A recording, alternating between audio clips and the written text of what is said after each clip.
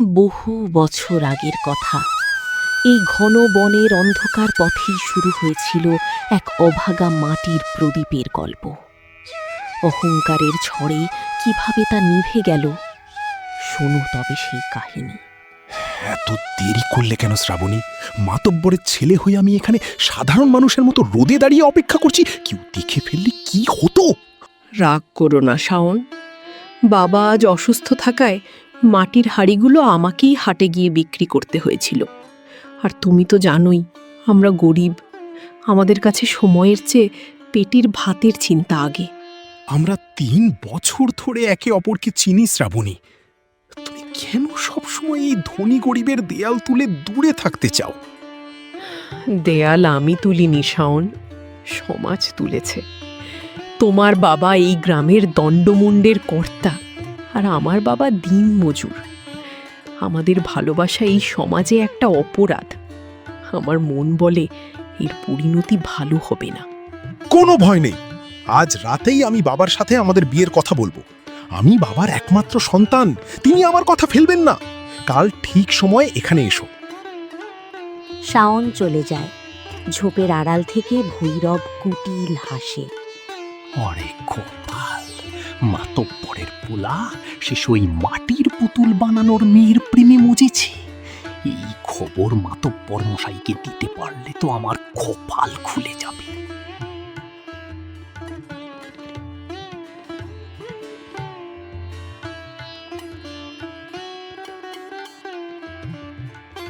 কি রে ভৈরব, মুখখানা এমন শুকিয়ে গেছে কেন? কোনো অঘটন ঘটেছে নাকি? অঘটন না মাতব্বর মশাই, ঘোর কলিযুগ। আপনার একমাত্র ছেলে শাওন ওই ভিখারি সনাতনের মেয়ে শ্রাবণীর সাথে পীড়িত করছে। আজ নিজের চোখে ওদের গাছের তলায় হাত ধরাধরি করতে দেখেছি। কি? ওই নোংরা মাটির ঘরের মেয়ে আমার বাড়ির মেজ বউ হওয়ার স্বপ্ন দেখে? আমার এত বড় বংশের মুখে চুনকালি! আজই আমি ওই সনাতন আর তার মেয়েকে এই গ্রাম থেকে ঝেঁটিয়ে বিদায় করব।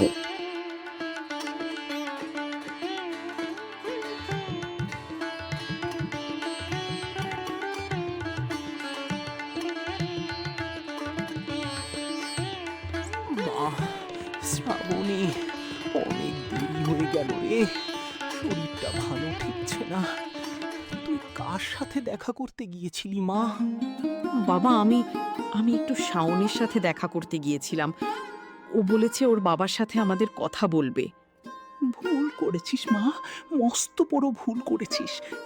মাতব্বর মানুষ নয়, রক্ত চোষা নেকড়ে। বড় লোকের ভালোবাসা আমাদের মতো গরিবের জন্য ফাঁসি কাষ্ঠের সমান।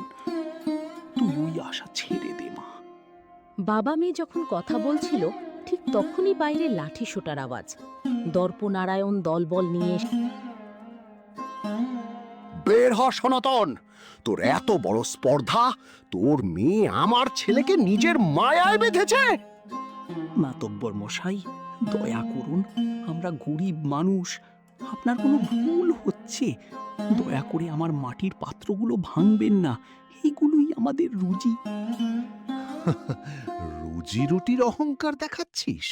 এক ভিখারি হয়ে আমার ছেলের সাথে আত্মীয়তা করতে চাস? তোদের মতো জঞ্জালদের এই গ্রামে থাকার অধিকার নেই।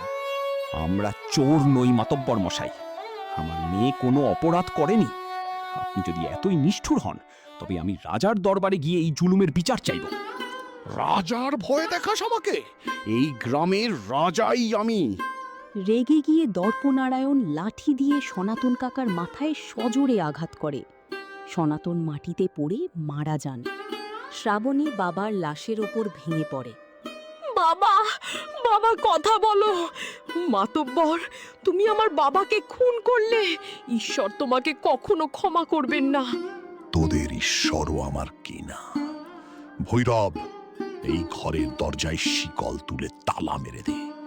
আজ থেকে এই মেয়ে এই গ্রামে পা রাখলে জ্যান্ত পুড়িয়ে মারব। এই কনকনে ঠান্ডায় বাইরে গিয়ে মরুক। শ্রাবণী একাই বাবার লাশ মাটি চাপা দিয়ে শীতে কাঁপতে কাঁপতে রাতে লুকিয়ে শাওনের বাড়িতে যায় শাওনের কাছে। শ্রাবণী, তুমি এখানে কেন? বাবা জানতে পারলে আমাকে মেরেই ফেলবে। বাবা আজ আমার বাবাকে পিটিয়ে মেরে ফেলেছেন শাওন, আমাদের ঘর কেড়ে নিয়েছেন, আর তুমি নিজের চামড়া বাঁচাতে ঘরে লুকিয়ে আছো। এই তোমার ভালোবাসা? আমি আমি বাবার সাথে কথা বলেছিলাম শ্রাবণী, কিন্তু বাবা বললেন আমি যদি তোমার সাথে সম্পর্ক রাখি তবে আমাকে ত্যায্য পুত্র করবেন। আমি বাবার বিরুদ্ধে যেতে পারবো না শ্রাবণী, আমাদের সমাজের একটা সম্মান আছে, আমাকে ক্ষমা করো। সম্মান? যে সম্মান একটা মানুষের জীবনের চেয়ে বড়, যে ভালোবাসা নিজের বাবার অন্যায়ের প্রতিবাদ করতে পারে না, তা ভালোবাসা নয়, কাপুরুষতা। আজ থেকে তোমার মতো পশুর সাথে আমার সব সম্পর্ক শেষ।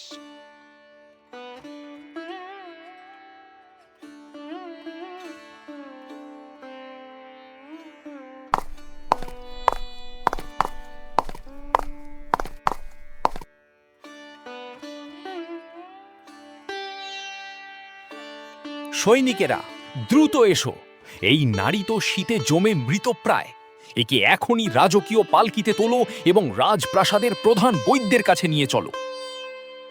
আমি কোথায়? আপনি কে? ভয় পাওয়ার কিছু নেই, তুমি এখন রাজপ্রাসাদে। আমি এই রাজ্যের রাজকুমার আর্য। তুমি তীব্র শীতে অজ্ঞান হয়ে পড়েছিলে। তোমার এই করুণ দশা কেন হলো? তোমার পরিবার কোথায়? শ্রাবণী এক এক করে সব কথা খুলে বলল। কি?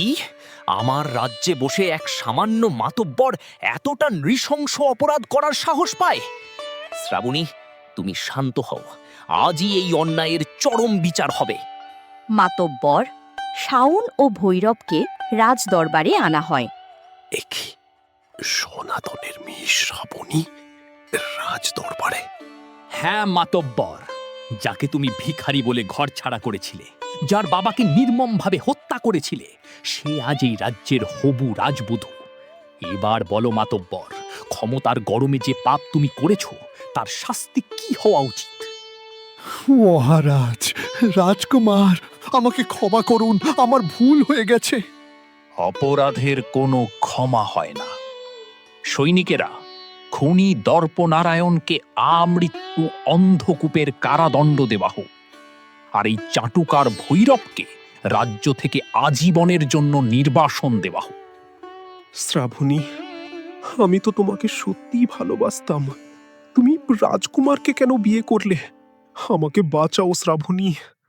যে পুরুষ নিজের চোখের সামনে অন্যায় হতে দেখেও কাপুরুষের মতো নীরব থাকে, তার ভালোবাসার চেয়ে এই রাজপ্রাসাদের মাটির প্রদীপও অনেক বেশি পবিত্র। শাওন, আজ তুমি একজন অপরাধী হিসেবে আমার সামনে দাঁড়িয়ে আছো। সৈনিকেরা, একেও নিয়ে যাও। মনে রাখবেন, মানুষের আসল মূল্য তার ধন সম্পদে নয়, তার চরিত্রে ও মনে। গরিবের রক্ত চুষে কেউ কখনো বড় হতে পারে না।